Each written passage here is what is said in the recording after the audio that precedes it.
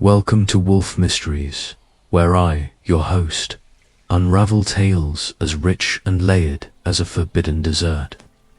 Drop a comment and tell me where you're tuning in from. Each message lights up this channel like a warm hearth. Now, let's dive into the story. 3 things can jolt Nero Wolfe from his usual calm: muddy shoes scuffing his Persian rug, Fritz running dry on Montenegro honey, or an uninvited dessert landing in the brownstone without a note, a label, or a pedigree. The last one started this whole mess. It was just another Tuesday in New York, grey drizzle outside, an unpaid invoice glaring from my desk, and Wolfe upstairs in the plant rooms, scolding his orchids like they were truant schoolboys. I was debating whether the Gazette's crossword warranted 2 hours of my morning when the doorbell chimed. Clients don't show up with pastry boxes, so I wasn't expecting business. Fritz shuffled in, his eyebrows dancing a slow tango, and announced, "Mr. Goodwin, there's a package. No delivery slip. Left on the stoop." Now, I've seen plenty.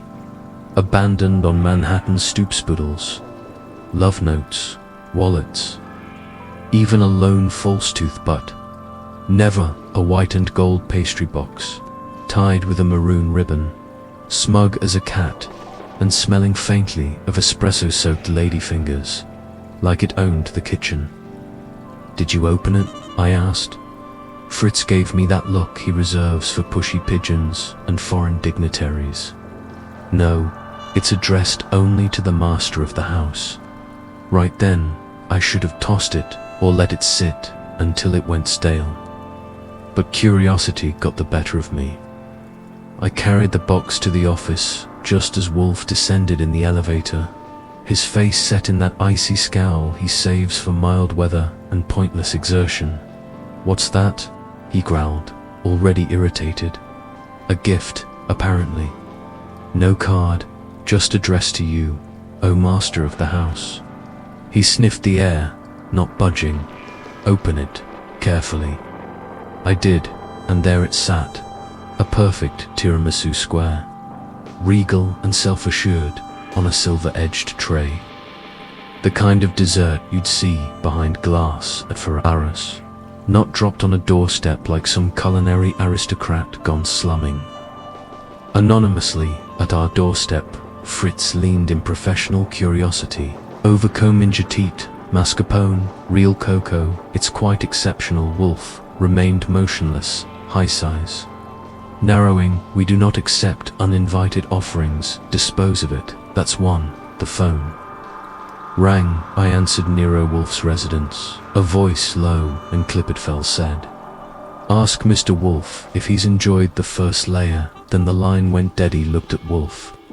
He looked at the tiramisu, then he turned on his heel and went back upstairs. That was Tuesday. By Thursday, a dead man's name was on the news. By Friday, Thebrenstone would be crawling with suspects, and by the time Wolfe finished dissecting the motives and manners of every person involved, no one would think of dessert the same way again. But I'm jetting ahead of myself. Let's stick to the facts, layer by layer. I wish I could see. Wolfe launched into action the moment that voice hung up. That he swept down the stairs like a rotunda avenger. And man, did we scour the streets for the whisperer with a flair for metaphor and dissonance. But if you think that's how Wolfe handles things, you're either new around here, or you've mistaken him for Somione, who walks more than 12 feet a day instead. He disappeared back into Theplant rooms, which is what he always does when the world tries to sneak in uninvited. That left me holding a suspicious tiramisu and a dial tone that sounded smug by the second I didn't. Tossed thick egg. I should have, but I didn't. I wrapped it in 2 layers of plastic wrap and slid it into the back of Fritz's refrigerator like it was radioactive. Fritz was insulted. Naturally, he regarded the desert like it was a Beethoven sonata that had been performed in the wrong key, would it be presumptuous? Hissed voice, dry to say I find this entire situation unsavory. I told him it would be downright polite that night was quiet, and Wolfe made no mention of the call or the cake we dined on, squab and turnip greens, and he lectured me on an 18th century French chef who died tragically from an experimental duck. Glaze, it wasn't until next morning that things turned, and not in a direction I liked. At 9:17 a.m. I cracked the Gazette and nearly choked on my coffee. A headline on page 5, small bookshop, read local chef found dead in West Village bakery. The piece washed, no drama, just facts. The victim was a man named Salvatore Bellini, proprietor of a boutique bakery called Dolce N, over on Charles Street. No sign of forced entry, no missing cash, and here's the kicker, no cause of death. Determined death'd been found in the early morning by his assistant, slumped over the prep table, face down in a bowl of mascarpone. Took the paper into the office. Wolfe was already seated, thumbing through the morning mail with the disdain of a man forced to choose between bad options. You might want to see this, I said, tossing the Gazette on his desk. He didn't react. First, Wolfe never reacts quickly unless it involves orchids or Fritz mess prancing, Tagan. But he did eventually read the article twice, then with the patience of a cathedral bell, he folded the paper and placed it preciselito, the left of his blotter. Mascarpone, he murmured. Tiramisu, I noticed that too, I said, and if I were a betting man, I'd say we just found the first layer that earned me a glancey net. Approval, not surprise, just a look, which in Wolfe's world means continue, if you value your lungs. Want me to poke around? I asked. No, he said, and reached for his morning beer. That was Wolfe's way of saying yes. I headed down to Charles Street, the bakery Dolce. Nate was barricaded with police tape, and a uniformed officer who looked like he'd lost a bet I gave him. Kind of smile that says I'm with the press, but not the kind that writes things down. He didn't buy it, but he let me take a look when I flashed my license and said the magic words. I think I knew the guy. The interior was a postcard from Tuscanoni.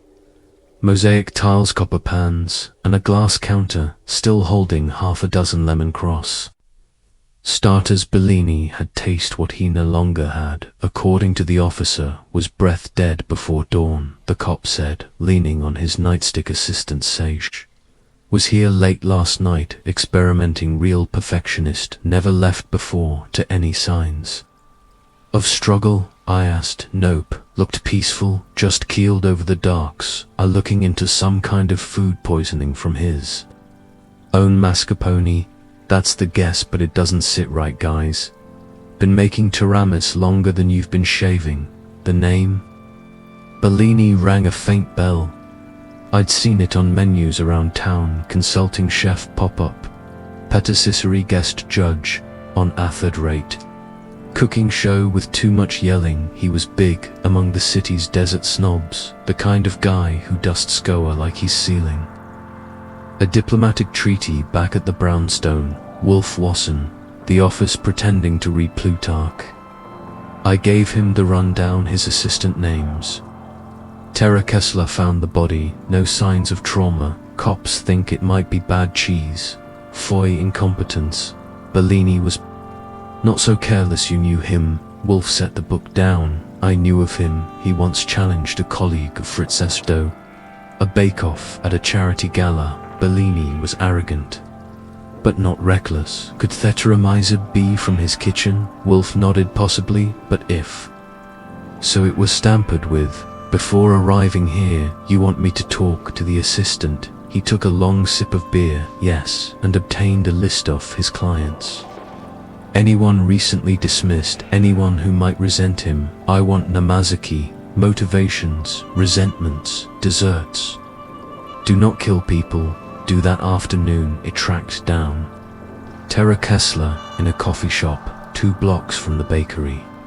She was mid-20s, wiry, sharp-jawed, with the kind oaf eyes that had read too many recipes and too few contracts. She wore grief like a coat, unfamiliar and a little too big. "I don't know what happened," she said, after I introduced myself. S was careful, he never used anything fit. Hadn't been triple-checked. We keep everything sealed, even the eggs come with a birth certificate. Any enemies? I asked, her mouth twisted professionally. Nay, personally just one name. Claudia, Rulish. Used to work with us, pastry chef. Brilliant but unstable, she said. Saul stole her recipe for coffee, Mr. Tiramisu, and passed it off as his own at a gala fired her 6 months ago.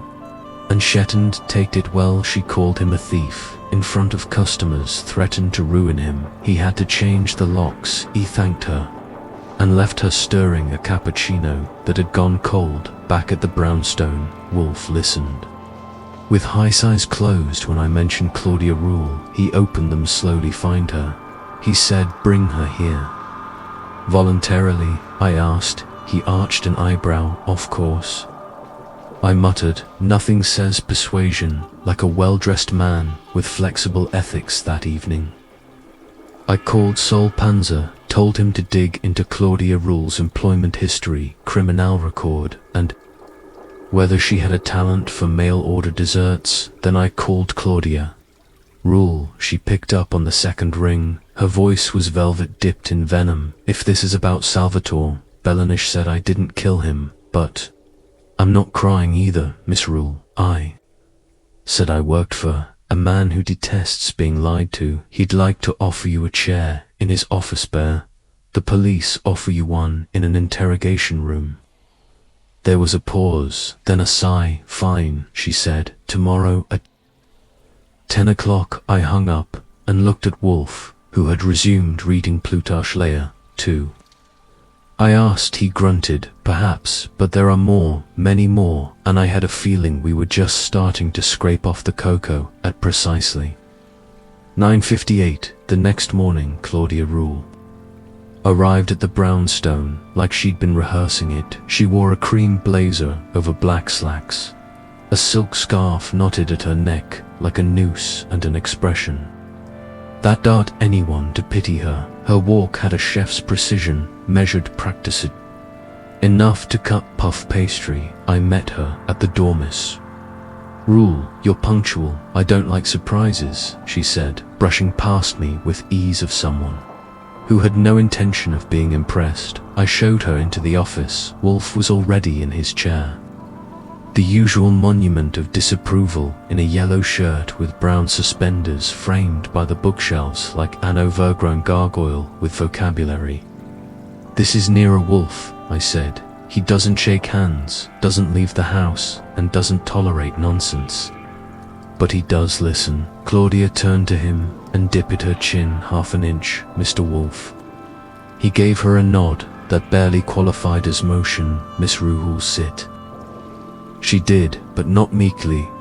She crossed her legs, uncrossed them, then clasped her hands on her lap like she was back on a judging panel. "You are here voluntarily," Wolfe began. "Beccasath, death of Salvatore Bellini, may involve you if you mean legally," she said. "It doesn't if you mean emotionally," I put in. "That's another matter." She gave me a glance, like she was deciding where to place the scalpel. "Emotion isn't proof, and I didn't kill him. I hated him, yes, I said awful things, but I wouldn't destroy my own career to make a point." Wolfe gestured slightly, which in Wolfe speak is a shout. "Tell me about the tiramisu." Claudia blinked. "What tiramisu?" "The one left on our doorstep 2 mornings ago. It is my belief that it came from Mr. Bellini's bakery and was used to signal or provoke us. Within 24 hours he was dead." "You must see thy connection for a moment." Claudia said nothing. Then she sat back and exhaled. "It wasn't mine. I haven't been near that kitchen since he fired me, and even if I had a motive, I wouldn't Use mascarpone as a murder weapon. Why did he fire you? I asked. She shrugged. Said I was too volatile, that I scared customers, but really, it was about ego. He created a tiramisu variant using single origin espresso and candied orange peel. Stole it. And won a media award. I called him out. He retaliated. Firing you, she nodded, and making sure I couldn't get hired in any decent kitchen in the city. Wolfe steepled his fingers. Yet you are remarkably competent for someone who was professionally sabotaged. Oh, I was furious. I wanted to ruin him, but I had a plan. I was opening a desert studio in Soho. Quiet refunded invitation, only I wasn't going to kill S. I was going to beat him. Where were youth night? He died home with a friend named She hesitated Simon. Dawn, he's an art dealer. We were reviewing some potential design concepts. For my shop, he stayed the night. You'll give us his number. I said gladly. She replied, I've got nothing to hide. She did, but it didn't smell like murder. More like pride turned inside out. After she left, Wolfe didn't speak for a long time. Just sat there, eyes closed, breathing like a monk, listening for divine revelation. Then he muttered, orange peel. Yeah, I said. It's an odd addition. It could distinguish a version. If her recipe was distinct, it could be identified. You want to get a sample? He opened his eyes. You said the tiramisu was in their refrigerator. Retrieve it. I did. It was still wrapped and cold. Wolfe took a long look at it and sniffed. Then he summoned Fritz, who appeared with the solemnity of a man summoned to inspect a landmine. Taste. Wolfe said. Fritz raised an eyebrow. I beg your pardon. Very small bite. I want your opinion. Fritz took a thin slice. He tasted, chewed, then paused. Unusual. There is orange, faint but present in espresso. Good quality. Would you say it matches Claudia Rule's description? It might. I would need her version for comparison. Wolfe nodded. We will get it. I made some calls. Claudia agreed to deliver a fresh slice of her coffee mist recipe.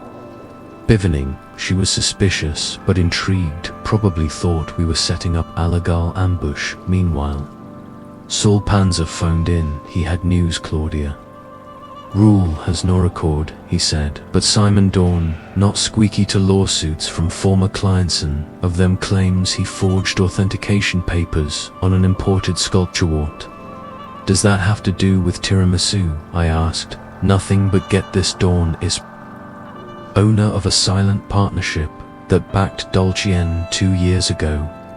Guess who tried to buy out last month? Bellini. Exactly, but Bellini refused, said he'd never sell to a counterfeiter in a dinner jacket.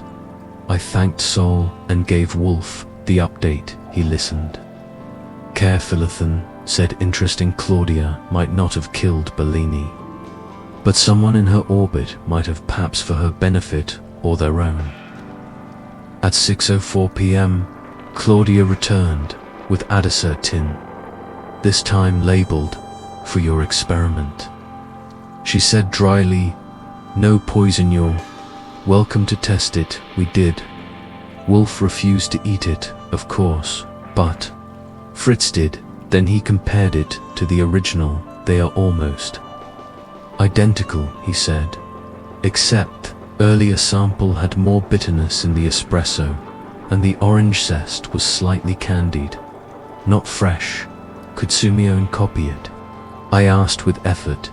He said it would require access to her recipe, or a very close familiarity with it. Wolfe grunted. Archie, we will now visit office. That meant suspects would soon fill it like chess pieces around a king, but we weren't ready yet. First, it needed to talk to Simon Don, see if he was the type to stir murder into a desert, because this wasn't just sabotage. Someone had carefully staged a performance with mascap, pony, and malicined. The curtain hadn't even risen yet. Simon Dawn's gallery smelled like lacquer, ambition, and the kind of cologne you spritz on right before betrayal. Theplos had tall windows, minimalist furniture, and more empty space than art. Few pieces on the walls looked like they were chosen for their price tags, not their soul. He greeted me with a smile that belonged on a wine. Labeled perfect teeth linen. Blazer hands that hadn't seen dish soap in a decade. "Mr. Goodwin," he said, shaking my hand like he expected applause. "Claudia said you might drop by. She mentioned why. Something about tiramisu and tragedy." He led me into a sitting area with a couch, too sleek to trust, and offered me espresso.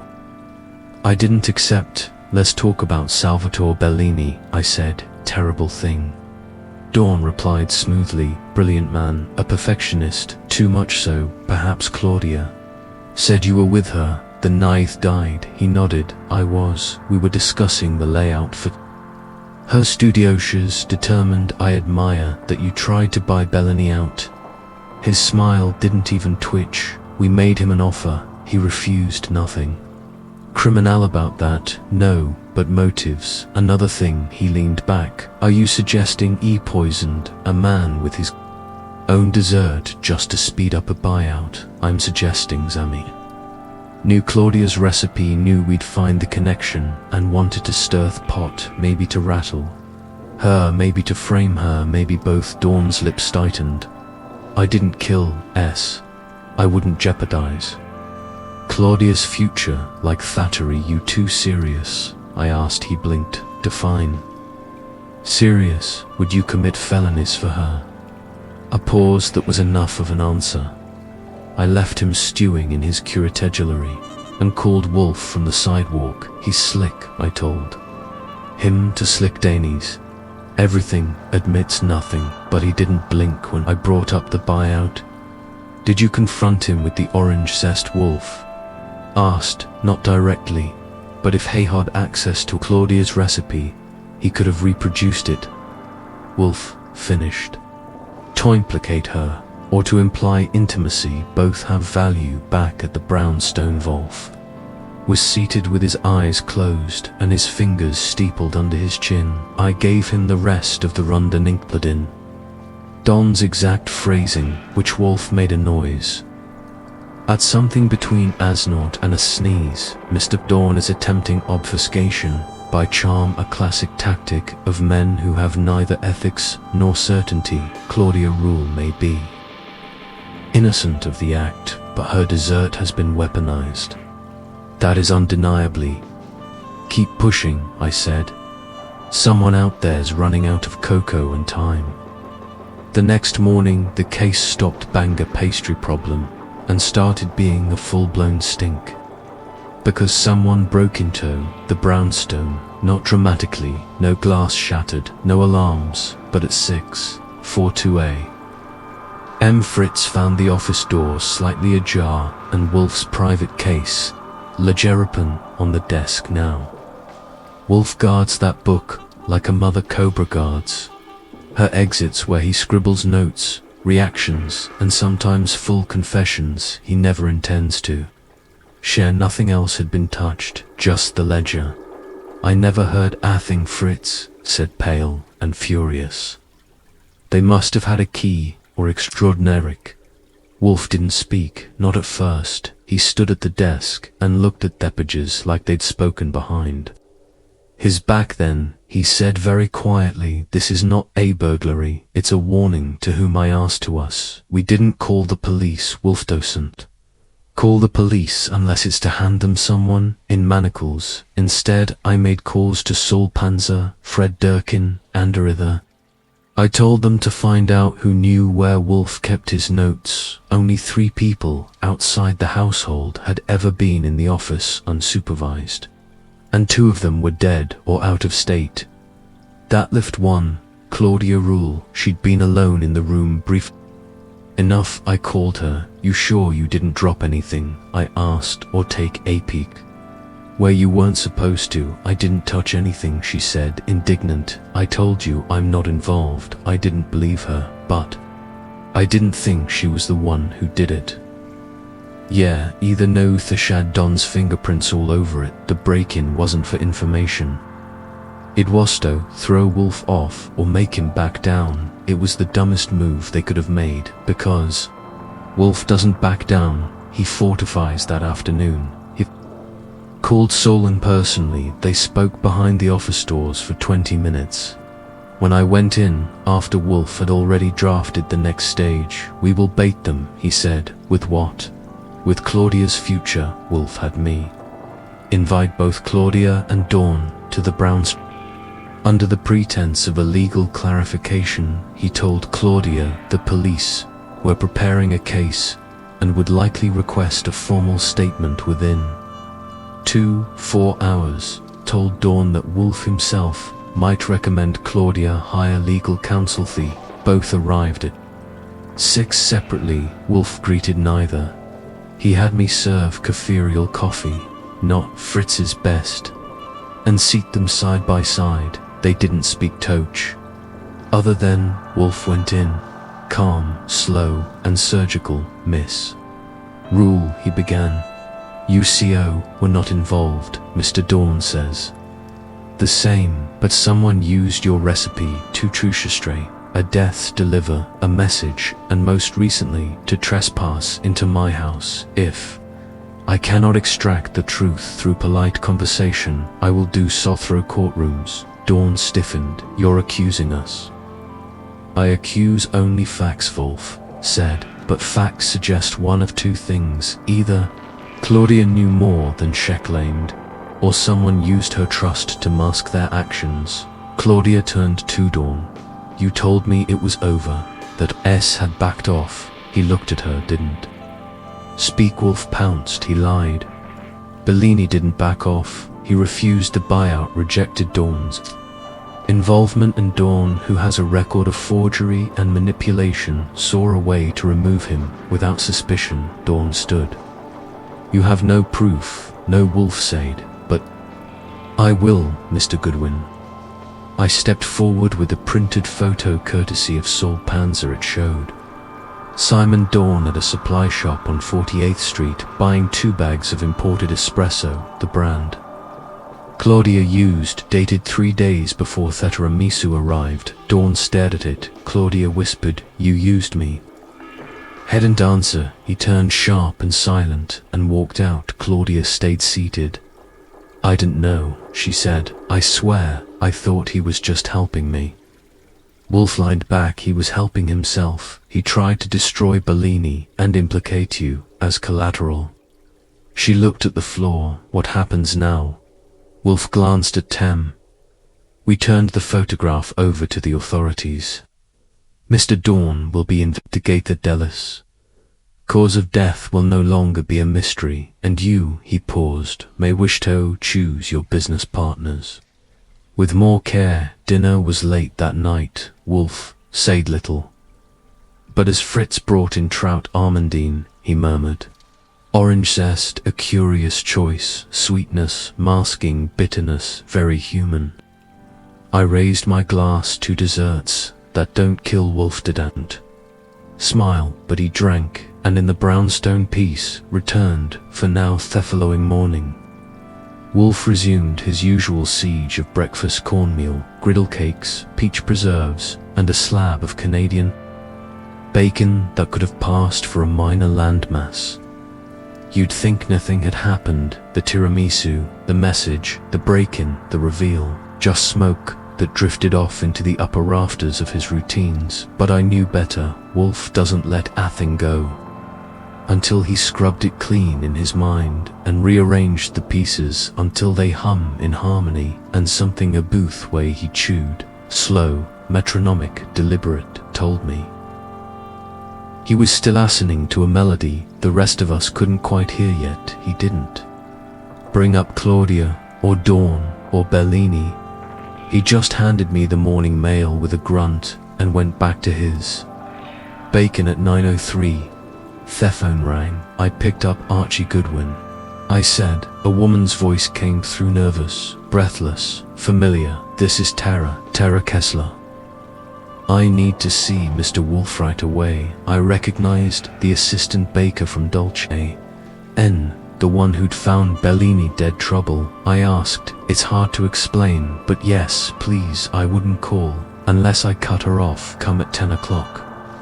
You know the address? Wolfe raised an eyebrow when I told him, but only said she was overlooked. That was our error. At precisely 10:02 Tara arrived. She was paler than last time here, tied back messily, hands twitching like she just walked away from a buzzing gore. When Fritz showed her into the office, Wolfe didn't stand, and he never does. It took my place in the red chair beside the desk. Tara looked at Wolfe, then me. I didn't know where to start. Start with what brought you here, Wolfe said, steepling his fingers. I was going through S's things. The police let me back into the kitchen yesterday, just 4 personal items. I found something odd in his locker, taped to the inside of Theodore. She pulled an envelope from her purse and handed it to me. I opened it. Inside was a single photograph. Fair man, blurry mid-30s, tall white chef's coat, standing next to Salvatore Bellini. Outside the bakery, the shot looked candid, not a publicity photo. There was no joy in the handshake, and on the back, in rushed block letters, he stole Marathon, my recipes. I'll get it back. No signature. I passed it to Wolfe. He didn't look up. Who is the man? He asked. I don't. Now Tarara said, I've never seen him before, but S seemed scared of him. About 2 weeks before he died, he added a second lock to the back entrance. Said it was for insurance. Did he mention a name? She shook her head. He was private, but I remember he stopped using his laptop in the kitchen, wouldn't leave it out. That wasn't like him. That perked my ears. You'd think someone was after something. Asked Bion tiramisu recipes. She hesitated. Maybe. S kept a file paper, not digital, label at Klein Codes. He wouldn't let anyone touch it. It disappeared after he died. I looked at Wolfe. His eyes were closed, but I could see the twitch in his cheek. Thank you, Miss Kessler. He said, Mr. Goodwin will escort you out. We may summon you again. After she left, I sat down with a groan. So it wasn't just pride or revenge, I said. There's more under the crust, always. Wolfe murmured. Istidide. The photograph again. What do we do? I asked. Find the man, Wolfe said, and the file. Saul Panzer, who'd been enjoying a rare morning off, got the call and didn't complain. I emailed him a scan of the photo, name, background, connection to Bellini, and see if he's connected to Dawn. I don't like coincidence. Wolfe didn't move for an hour. Then he said, out of nowhere, Salvatore Bellini was not merely a chef, he was a merchant of secrets. Come again. He dealt in information, likely through his clients. The client codes file may contain sensitive transactions, favors, vulnerabilities, recipes with a veneer the business wars elsewhere. Blackmail, possibly, or manipulation, reputation control. This explains why someone would kill him and want to frame Claudia Rule. She was the convenient sigh, but someone else feared exposure. At 2:44 p.m. Sol called back. I've got your guy, he said. Hit me names.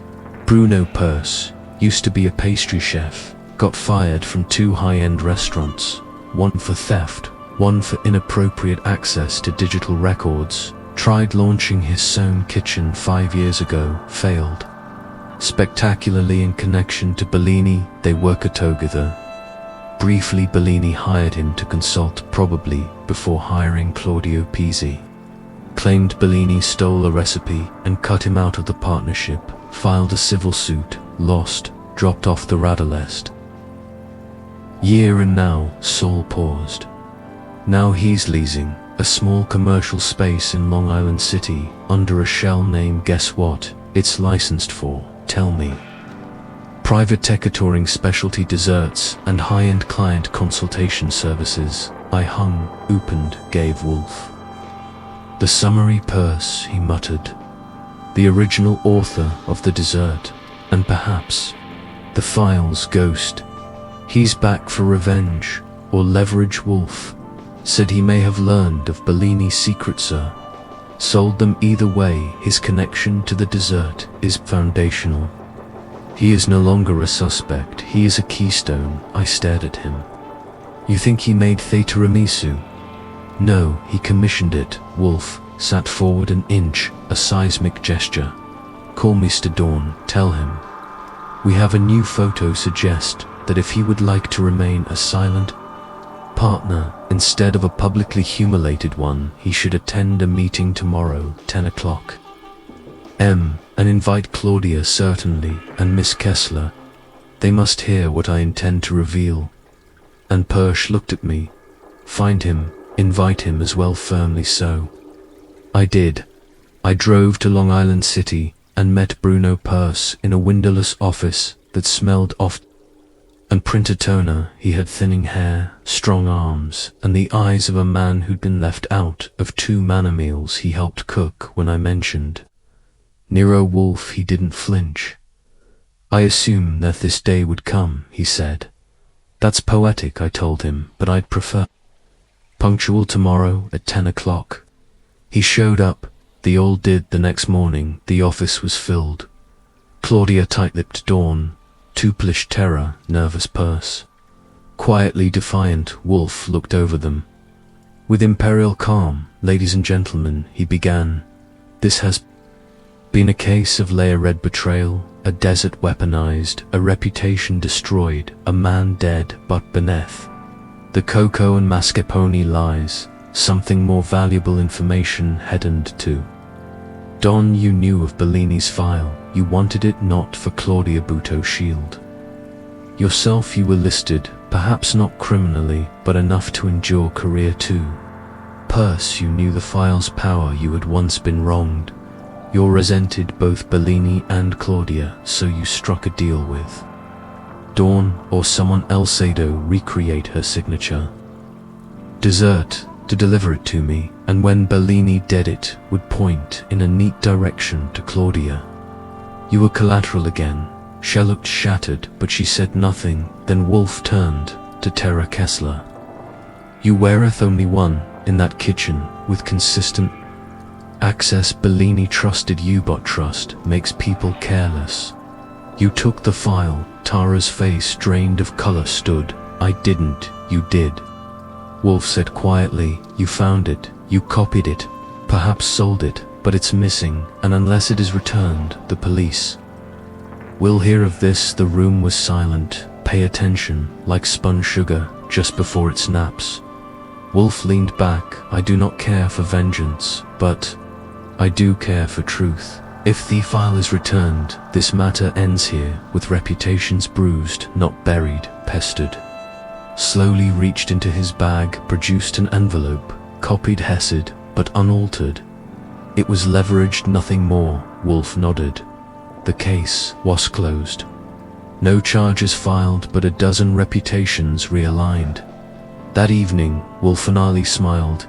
A dessert, Archie, is not just as sweet, it is a construction, and construction always tells the truth. If you know where to cut. I poured Haim another beer and nodded. Remind me to skip dessert for a while, he grunted. And the brownstone returned to stillness until the next course arrived. The piece that returned to the brownstone was like one of Fritz's finest soulets, delicate, fleeting, and bound to fall the second someone so much as sneezed near it. For 3 days, no one sneezed. Wolfe resumed his botanical monologues in the plant rooms. He resumed my less glamorous task of sorting invoices, sending polite rejections to the less polite callers, and keeping the front door free of uninvited pastries. Fritz reworked his dinner menu, as if the entire episode had been an exotic seasoning experiment that got a little out of hand. And then, just when I was about to believe the case had neatly wrapped itself in wax paper and tied off with a ribbon, the soul dropped. It started with a call, not from a suspect or the police, but from a man who sounded like he'd spent his entire life trying to imitate authority and had just realized he might have succeeded. This is Harrison, Aldine attorney for Mr. Simon Don. I took Theckel in the front room while Wolfe supervised orchid watering upstairs. What can I do for Mr. Don's legal lively name? Informing you that Mr. Don is initiating proceedings, civil defamation, unlawful coercion. Unlawful coercion. Is that all for now? He hung up before I could suggest. Dawn, add culinary sabotage and third-rate villain. To the list I went. Up to tell Wolfe he was in the north room pointing at a sickly odontoglossum with the gravity of a judge. Delivering sentence, Wolfe, I said. We've been upgraded Dawn's bringing in lawyers that got a blink maybe to let them, he said. Easy for you Thea, not calling your phone at all hours. He turned to me. Clearly I'm othery Dawn. Dawn is attempting damage control. If he had something actionable, he would not be speaking through intermediaries. Let the man flail. I was about to flail myself, but I stopped when Fritz called from the kitchen. Archie, something's come for you. Special delivery. I frowned. Form. Yes. A crates don't usually come addressed to me unless they contain items Wolfe would rather not touch, sign for, or explain. I followed Fritz down Tuth kitchen entrance, where a narrow wooden box sat like a coffin for an ambitious flute. There was no sender, just a typed tag, a token for Mr. Goodwin, who has such refined taste. BP, Bruno PZ, muttered Fritz, looked at the box like it might hiss. Should I fetch gloves? I cracked the lid. Inside, packed in dry ice and paranoia, sat a pristine tiramisu square, cold, glossy, a perfect match for the first down to the dusting of cocoa. A small orange, sliced delicately balanced on top. A note lay underneath, warrant finished. I took the whole package up to Wolfe's office. He looked at it like it was radioactive, which by our recent standards wasn't unjustified. He's playing again. I said. No, Wolfe said. He's losing. This is desperation masquerading as performance. I opened the note again, looking for more, but it was clean to clean. No return address, nothing. Good prints. I can see Fritz says it was signed for by someone from a third-party courier service. No name. Wolfe leaned back and closed his eyes. Purse is not finished, he said, and he is not alone. That night I made more calls than a telemarketer with a fresh script. I got Saul tracking Bruno Pies's movements again. Delivery schedules, bank withdrawals, phone activity. Fred Durkin went to sniff around Dawn's. Gallerine and I parked outside Claudia Rule's new studio space, just in case someone else decided she was an easy target again the next day.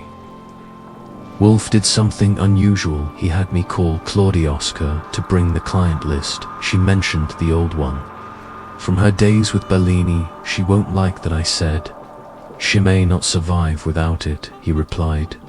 She came not eagerly, but promptly, a little more tired, a little more guarded. She handed over a thick folder labeled Legacy Clients DN in black ink. Wolfe opened it and skimmed. Inside were names, dozens.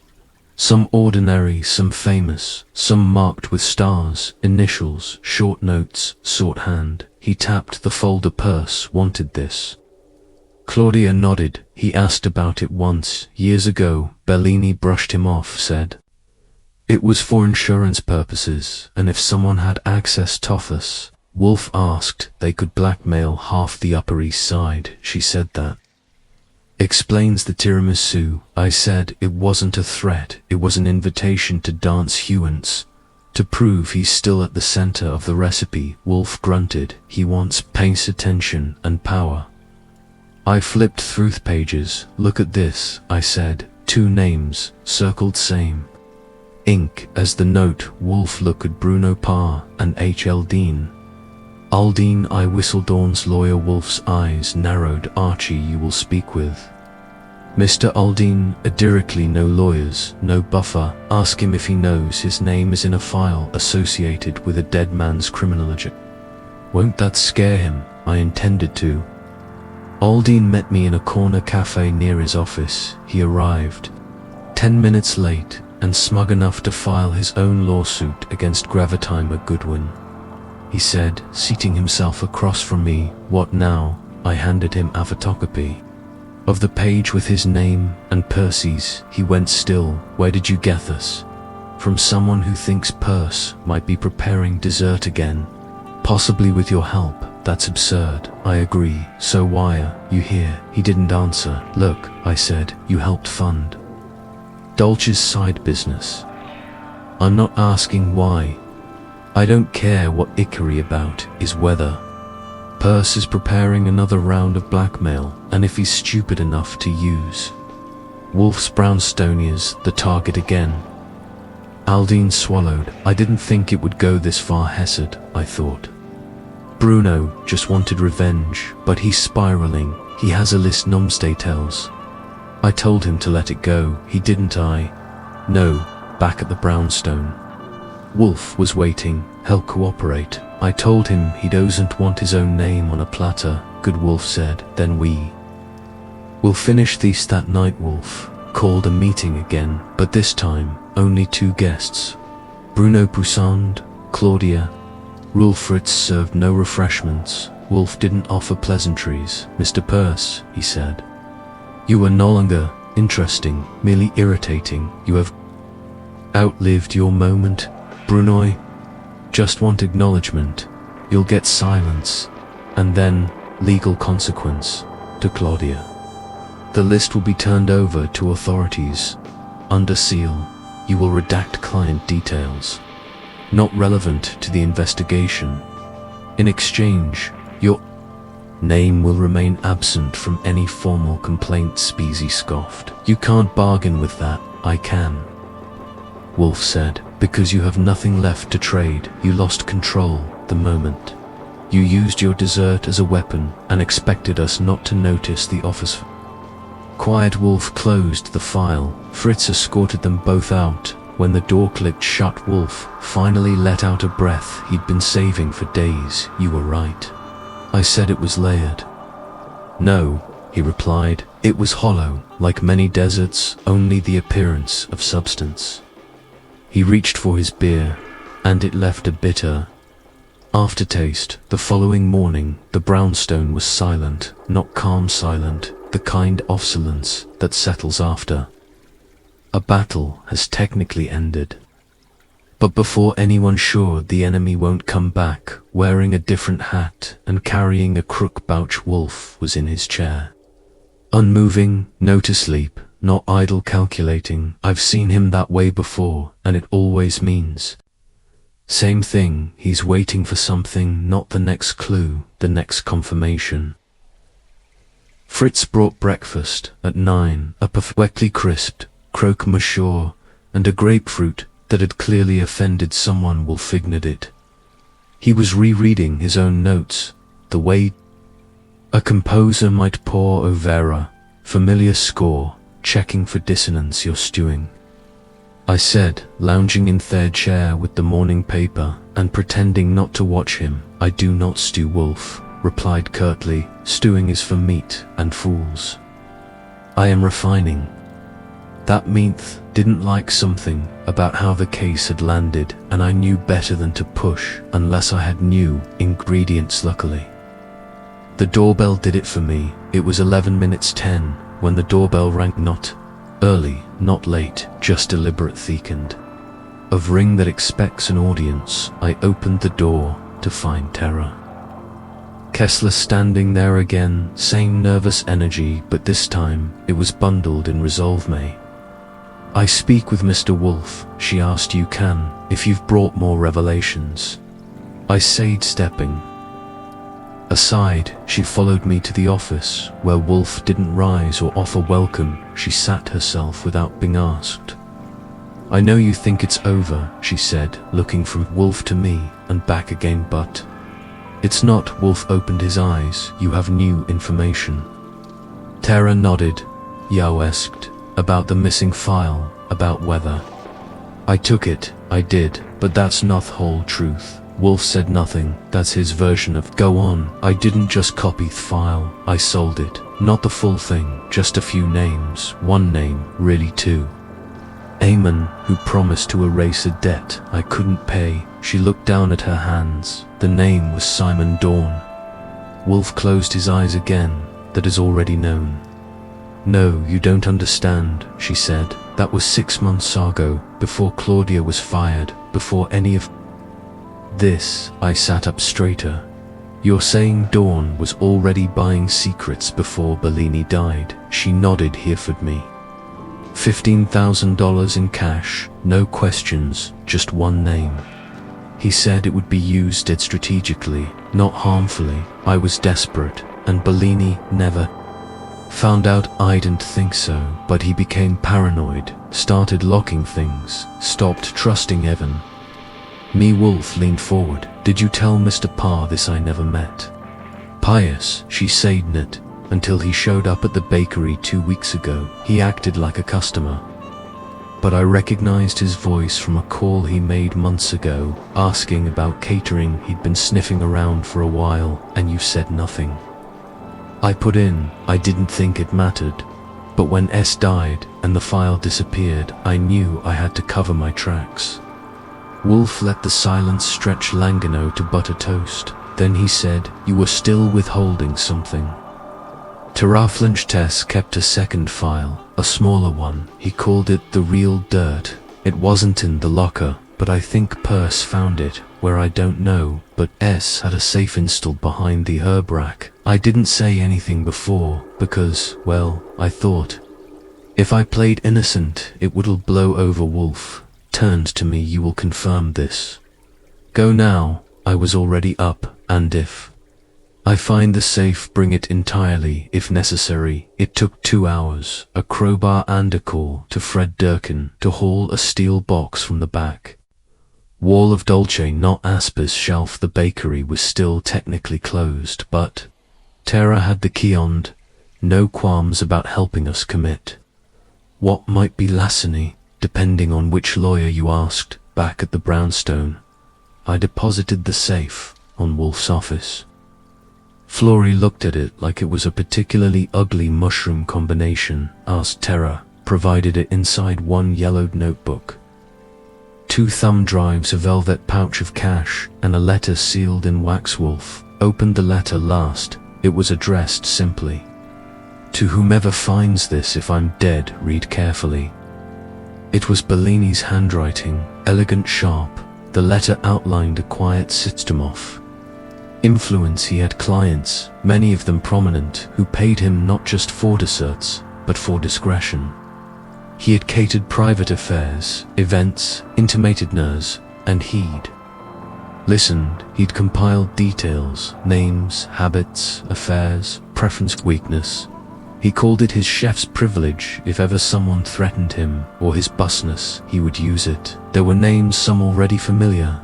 Simon, Don, Bruno, Pius, but also new ones. Randall, Vint, Lucia, Murrow, H. Aldine.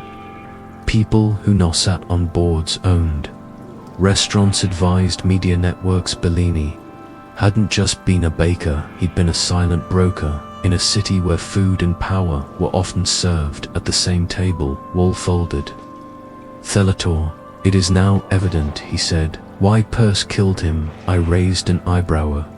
Certain now? Yes, he said. Perce believed Bellini had resumed using thief files, perhaps threatening him again. The second safe confirmed it.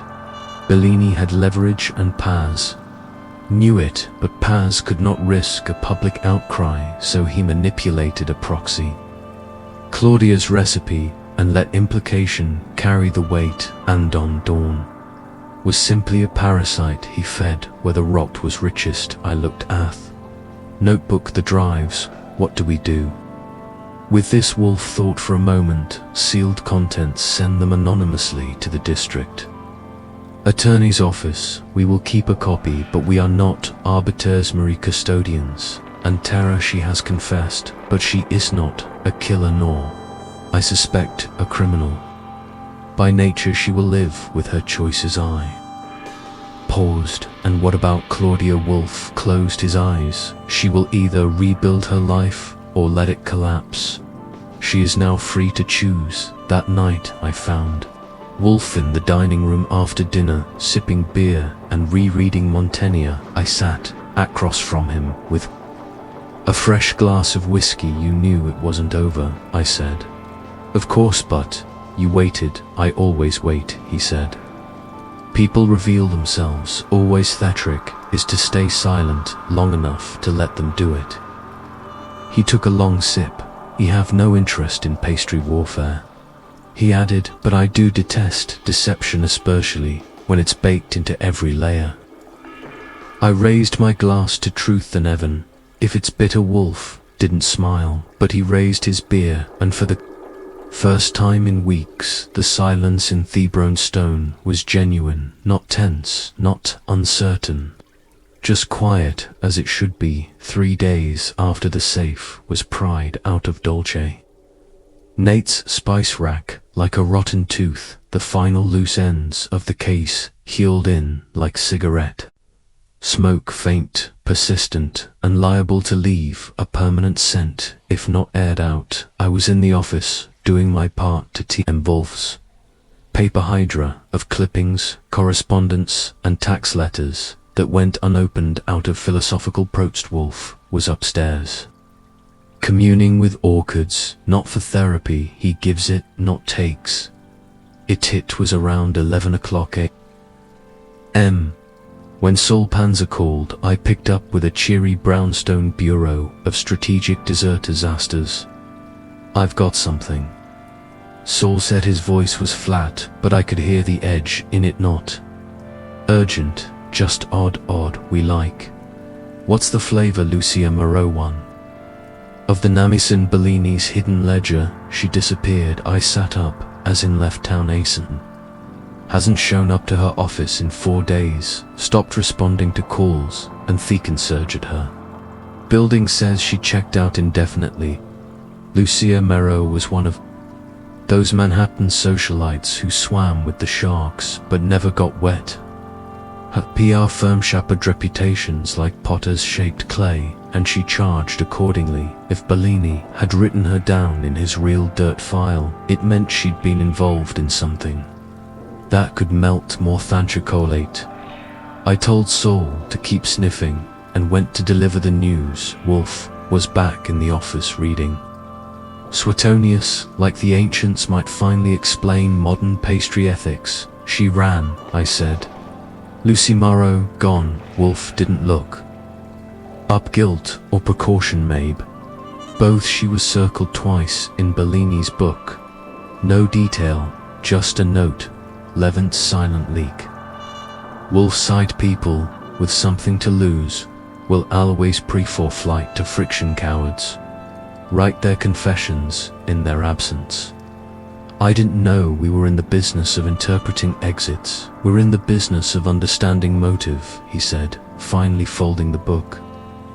Meow's disappearance confirms the file's gravity. Bellinated record gossip. He recorded vulnerability. That list was never about desserts, it was about pressure points. Nodded. Then Peasy didn't just kill Bellini, he tried to seize that pressure, which means he's still trying. Will finished at 2:30 that afternoon. Another package arrived, not a dessert this time. Unless you count irony, it was a manila envelope and delivered with no return address inside a flash drive and a note. You missed something. Not all the ingredients are in the kitchen. That kind of cryptic melodrama usually means one of two.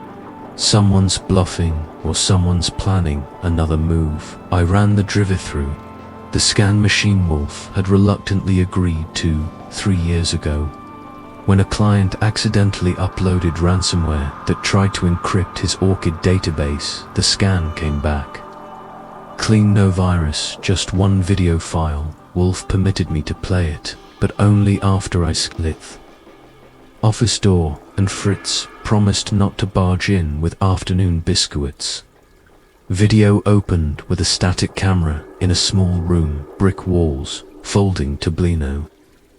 Sound Peasy sat on one side alone. Then after a long minute, a second man entered, young, nervous, familiar. It was one of Dawn's assistants. Justin Dade, a junior staffer I'd clocked once. At Dawn's gallery, they sealed you video played out in snippets. Speaking Dade, nodding, then passing over a USB drive, smiling, putting it into his pocket, then one clear sentence caught by the mic. Tell Dawn he'll have what he needs. By Friday, I shut it off. Wolfe tapped the armrest of his chair. We missed Thief. Or it hasn't played yet, I said this. Was accorded before the last meeting. Before the tiramisu. Before the reveal. Wolfe shook his head. This proves premeditation. Dawn commissioned Peasy to recover data, possibly to plant it, or worse, fabricate. He was playing both sides. He was playing every side, including Claudia's. It was time to end it.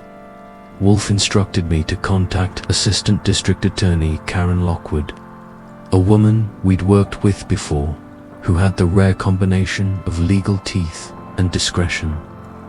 We handed over the original drives, the hidden notebook, and now the video of Purse and Dawn's assistant exchanging digital recipes for blackmail. Lockwood promisida. Quiet but thorough investigation. No headlines, just indictments, Wolfe's favorite kind of justice. That night, the brownstone was still Fritz-made duck and fan Syriac puree. Wolfe praised the sauce but pushed his plate aside. Iliathan.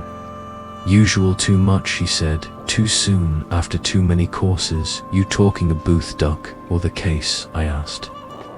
He didn't answer, but I knew the look on his face. It was the same look he had after reading a disappointing chapter in Gibbon, or after tasting a wine from a bottle someone had stored wrong in a cellar with ambitions. This one bothered you, I said. It insulted me, Wolfe replied. Net. Intellectually, morally, I tolerate fraud. I abhor cowardice. But the most repugnant act is manipulation that uses truth for destruction rather than illumination. I let that one hang in there. Wolfe doesn't get dramatic often, but when he does, it's earned. He picked up his beer and looked toward the windows outside. The street hummed with normality inside. The brownstone had absorbed another round of chaos and come out the other side upright, if a little dusted ink. I take it the dessert war is over? I asked temporarily. He said, but people will always use what's palatable to conceal what's poisonous. I raised my glass to bitter truths in sweet packages. Wolfe didn't toast back, he just sipped and closed his eyes. The next morning, the Gazette ran a small piece about an ongoing investigation into data misconduct in the high-end catering sector. Names were not printed. No arrests were announced, but Dawn's gallery quietly shut its doors. Purse disappeared again, and Claudia Rule's new studio panned. 2 weeks later, with a revised menu and a strict guest list, Wolfe received an invitation to the opening night. He didn't go, but he sent Fritz with instructions to try the tiramisu and report back the verdict. No orange. But no deception either, Wolfe grunted satisfied. With that, the brownstone settled. No more visitors, no more gifts. Just silence, Archids, an order until the next course arrived the week after the case. Resolved it's not with an arrest or a confession, but with a slow exhale of complicity. Wolfe returned to his routine with the grim satisfaction of a man whose world had been properly righted. Theachids resumed their regular scoldings. Fritz reintroduced cheese soulets to that in a rotation. I filed our reports, invoices and statements with the rhythm off, a man trying not to look over his shoulder for the next anonymous pastry box. But even with everything in its place, something stuck with Wolfe. It wasn't the attempted blackmailer, the murder, or the misuse of Claudia's dessert. It was something smaller, more subtle. Something that had slipped past us during the chase and now hovered in the air like a question. You hadn't asked it loudly enough the first time. He didn't say it out loud, not yet. But I could see he reread Bellini's notebook 3 times that week, each time slower thanth. Last his glances lingered, not on the names, but on the margins. The handwritten edits, asterisks, parentheses. One page was marked with a faint grey stain, and a penciled note: check citrus supplies before Tuesday lamb, that caught Wolfe's attention. LM, not Lucia. Nero, but someone else. Archie, he said, Friday afternoon. Setting the book aside with the care usually reserved for Roman first editions, bring me the list of Dolce N employees. The complete list from the beginning. I dug through the filester. Weren't many. Bellini wasn't the kind of guy to do things formally unless he had to, but tucked into his side. Folderterra had dropped off before disappearing. Back into whatever part of Brooklyn she came from, I found a photocopiedum Blint Rosterwolf, scanned it like a chef checking for cracked eggs. Then pointed Lena Martian, baker's assistant, temporary hire, 3 months last employed at Dolce Norte. 6 weeks before Bellini's death, no references, no rehire. That's Urlem, Wolfe said, not Moreau. The note was functional, not blackmail. Bellini was restoking someone to restock. Citrus, why does that matter? I asked. Because Moreau never visited the kitchen. Wolfe said according to the logs she never onsessed inside Dolce. Her name was connected to an event, but not the staff. So she didn't belong on the list. Not that list. Someone added her name later. That gave me a jolt to fake a motive to create a broader smokeox screen. Wolfe corrected. PZ wanted leverage, but the original file may have been too weak, so expanded. It augmented it with Dawn's help. He made the notebook more interesting, more dangerous. I whistled. They weren't just using the notebook to protect themselves. They were upgrading, making it deadlier, and then mailing it to us, Wolfe said grimly, as a provocation. Suddenly, the video from the flash drive wasn't just evidence, it was part of the performance. Dawn hadn't been panicking, he was planting his own legend. Wolfe closed his eyes. This alters the calculus. It means Bellini may not have known the full contents of the file by the time of his death. You'd think they'd changed it bit for. They killed him. I think the file was incomplete when he died, and perfected afterward. That meant Peirce and Don hadn't just killed a man and manipulated the narrative. They'd retrofitted it, built a better bomb, and made sure we'd be holding it when the fuse burned out. And Wolfe hated being used as part of someone's theater. Heckled Saul that evening and asked for everything he could dig up on Lena Morambi. Morning. Saul had the good slow profile, he said. Background in baking. Yes, but guess where she worked before Dolce surprised me? Private catering firm. P.S. brief stint. Then a quiet resignation and relocation. Relocation, where? Jersey City. She's there managing a low-end pastry shop with a partner who prefers anonymity. I looked at Wolfe. He nodded.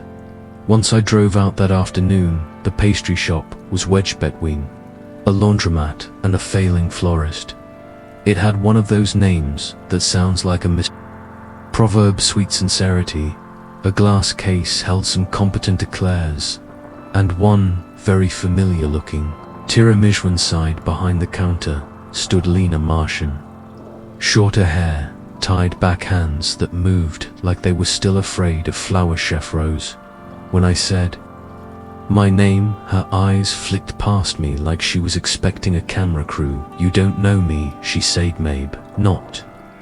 I said, but I know you baked for Bellini and I know you had access to files. Someone died over. She didn't answer, just kept her eyes on the Register. I also know Peasy. Recruited Yao again, not for cakes, for edits. Still no answer. I'm not a cop, I said, and I'm neither to ruin you, but you're standing at the edge of a very sharp drop, Miss Marshall. You ordered something you didn't fully understand. And now it's my boss's job to decide what that means. That got her shoulders slumped. I didn't know they were going to kill him, she whispered. Maybe not, but you helped make it look worse than it was. That notebook, Bellini may have kept secrets, but what's in it now isn't all his. She nodded. Slowly, I just typed what they gave me. Don, she hesitated macely. Peasy. Dawn just paid. I asked her to write that down. She did. I left with thapapa and the taste of bitter chocolate in the air back at the brownstone. Wolfe read her statement and grunted. It confirms what I suspected. Bellini's notebook became a weapon after his death. Dawn and Purse didn't just exploit it, they rewrote history. Are we calling Theda again? I asked. No, Wolfe said, we've done our part. The file, the drives, the video, have the frame. This, he held up the new statement, is merely the picture inside. I leaned back. You think justice was done? No, he said, but something better was. Understanding. That is the closest we come to real justice. He nodded. And the tiramisu? He finally cracked the smallest smile. Claudia's new version. It's excellent, subtle, clean, deceptively simple. I grinned. Kind of like your version of the truth. He gave a sniff. My version is never deceptive, just inconvenient. And with that he rang for Fritz. Dinner was served. The brownstone settled on Again. But this time there was no lingering bitterness, only the slosty return of silence, and the faintest trace of cocoa already fading. Following Monday, the brownstone resumed its rhythms with such fidelity that you might have thought the last few weeks had been a figment of my over-caffeinated imagination. Wolfe was back to his rigid schedule. Orchid rooms from 9 to 11 o'clock, lunch at precisely 1 o'clock, and no interruptions. Unless the house was literally on fire, and even then he'd likely insist it wait until dessert. But despite the calm, I could feel the shift. Wolfe didn't say it, of course.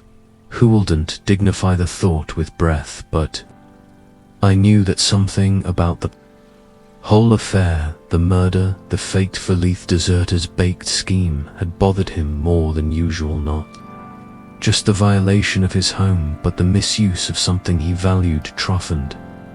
As for me, well, I'd developed a mild twitch every time someone said the word mascarpone. Mid-morning, I was reading over a letter from the Assistant District Attorney's office confirming receipt of materials we'd submitted. Charges were in preparation. Names were being quietly pulled before grand juries, and subpoenas were flying out faster than Fritz's. But still, I wasn't satisfied. Something about it all still rattled. What's eating you? Archie Wolfe asked, without looking up from his copy of Cato the Elder. Just thinking, I said, which Ichno is dangerous. Rare, he corrected, turning a page. I'm still hung up on one thing. Peasy and Dawn tampered with Bellini's file, sure, but the murder, if that's what we're calling it, still feels too clean, too convenient. No witnesses, no obvious poison, just a body and a dessert. Wolfe set the book down mildly. Interesting, suggesting Bellini didn't die, as we were led to believe. I'm suggesting we bought the version we were sold. He was found dead over a bowl of mascarpone, but toxicology reports were vague. No real cause of death. The assumption was a poison that metabolized fast. Right, yes, but that's not definitive. Wolfe leaned back. Continue. What if it wasn't poison at all? I said. What if Bellini was already dying, or knew he was? That would explain the letter in the safe, the one addressed to whomever finds this. The tone of it, it wasn't a man expecting to be murdered, it was a man preparing for something. Wolfe's brow dipped. Are you positing that Bellini orchestrated his own death? Not necessarily, but maybe he knew it was coming, or that someone wanted it to come in. He set up the conditions to make sure whoever followed him would find what they needed, even if some of it got scrambled along the way. Wolfe drummed his fingers. A man like Bellini, a man who collects secrets, rarely dies, unarmed perhaps. He used his death as a finale move in a long game. You ever seen a chef serve a perfect dish, knowing it'll be his last? I've seen men craft final statements with less artistry, Wolfe replied, and more melodrama at that moment. Fritz appeared in the doorway. There's someone here, he said, insists on speaking to Mr. Wolfe. Personally, Wolfe groaned. Name? Fritz looked mildly perturbed. She won't give one, but she said this. Tell Mr. to Wolfe. The dessert didn't kill him. The truth did. That got Wolfe upright faster than most. Summons, send her in, he said. A woman entered, mid-30s, tailored coat, sharp gaze. She moved like someone used to staying, gunatist, efficient, unhurried, and vaguely familiar. I won't stay long, she said, sitting without invitation. I don't want money, and I'm not here to. That's refreshingly rare, Wolfe said Prost. I was Bellini's sister, half-sister. We didn't share a last name, and we weren't close in the way people usually mean, but we talked some intermediary when he thought he was about to do something stupid. I opened a notepad quietly. 2 weeks before he died, she continued, he called me, said he was done, tired of keeping other people's secrets. Said he'd started giving parts of the file away, little pieces, not for money, for leverage, against whom Wolfe asked against everyone. Purse, Dawn, even clients who once trusted him. He was trying to buy peace with a world that didn't offer refunds, and the file, he planned to burn it, but he couldn't do it, so he locked it away, hoping someone smarter would figure out what to do. Why come to us now? I asked. Because it's not over. Dawn may go down, Purse might run again, but the file of copies were made, sent to people who might panic, people who may not wait for the courts. Wolfe steepled his fingers. You are warning us? I am. I think someone will try to silence anyone connected to the file. You, Claudia, maybe even Nero Wolfe nodded. Have you told anyone else? She smiled. Only you, because I know you won't panic and you won't run. She stood. You do what you want with that. I'm leaving town for good. We watched her go. Wolfe didn't speak for a long time. Finally he said, we were never investigating a murder. No. I asked. No, we were witnessing a transfer of power from one man's secrets to the collective consequences of their elites. I sat back, and the desert. Wolfe gave a small, sardonic smile, a warning, a bait, a calling card, perhaps even a kindness, but not a weapon. Thruppin was knowledge. He looked at me. Archie, mark my words, the next time someone sends us dessert, we will not be asking who sent it, we will be asking who they're afraid of. I nodded, and as Fritz brought in lunch, grilled pheasant, potato gratin, and a tart of rhubarb and strawberry, I found I had no appetite. The case was closed, but the door it opened would take much longer to shut. The case sinded, not with a bang or a gavel, but with silence, the kind of silence Wolfe likes best. Earned, uninterrupted, and filled with the knowledge that everything that mattered had been said. It took weeks, but the ripples from Bellini's death and the blackmail file he left behind eventually settled into something that looked like resolution. Simon Dawn was indicted on multiple counts: fraud, attempted obstruction, and conspiracy. His gallery shuddered. His reputation, like a poorly chilled moose, collapsed in itself. Bruno Purse vanished again.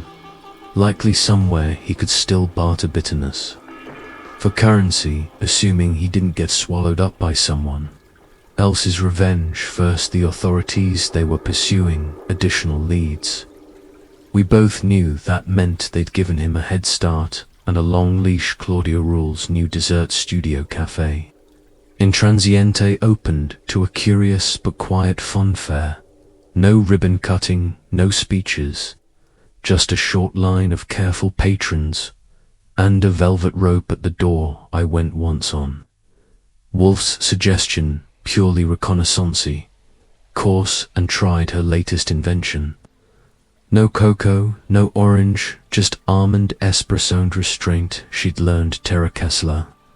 Disappeared into one of those jobs that involved food, but not fame last.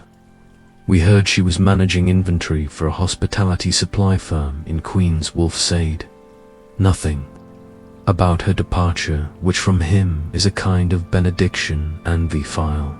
Bellini's infamous notebook remains sealed, handed off to the district attorney's office along with Wolfe's signed statement. No copies remained in our possession, at least none I knew about, but if Wolfe ever needed to remember a name, I had a hunch he wouldn't need to read it. It was a Wednesday, rainy, calm, and ordinary, when I found Wolfe in the office with an envelope in hand. The flap had already been sliced, and he held the contents like they might be made of sulfur. Hadn't speak until I sat down. Archie, he said, do you recall the letter Bellini wrote? The one we found in the safe? Sure. He handed me the sheet. Had just read it. Was a second letter, same handwriting, same wax seal, dated a day earlier than the one we'd found. I read too. Mr. Nero Wolfe, if you're reading this, I've done something foolish or necessary, or both. I've tried to make peace with what I know and what I've done. I never meant to hurt anyone, but I always knew that secrets like desserts are best served carefully and only to those who can digest them. If anyone can distinguish between indulgence and poison, it's you. Let truth guide your judgment. It's more honest than I ever whistled. Lo, so he planned for you to be involved, even before he did obviously think. He knew he was going to be killed. Wolfe tapped a finger on the desk. He knew someone wanted him. Garneth may not have known who, but he chose who would inherit the mess. He picked York, picked reason. There wasn't much to say to that. That night dinner was particularly fine. Roast squab with fennel and a dessert Fritz swore he'd made himself. A crisp milfay layered with whipped cream and cherries soaked in port. Wolfe took one bite, sat down his fork and stared at it. This is what a dessert should be, he said. Elegant construct. Unafraid of being simple, I raised an eyebrow. No deeper symbolism. He grunted. It doesn't lie, that's enough. We ate in silence for a few moments. The sound of rain tapping at the window. Then Wolfe leaned back and looked at me over the rim of his glass. Archie, he said, do you know why I despised the tiramisu? Because it was a Trojan horse. No, because it pretended to be one thing, soft, harmless, sweet, but beneath each layer was deception. Not just poison, not even intention, but performance. It was a dessert that performed, and I loathe artifice for its own sake. He took a sip of beer. In the end, the only thing worth admiring is construction with integrity. I nodded. That's true for desserts and for people, indeed. He didn't say more. He didn't have veto. The brownstone was quiet again. Outside the city moved on, and inside the list course had been served.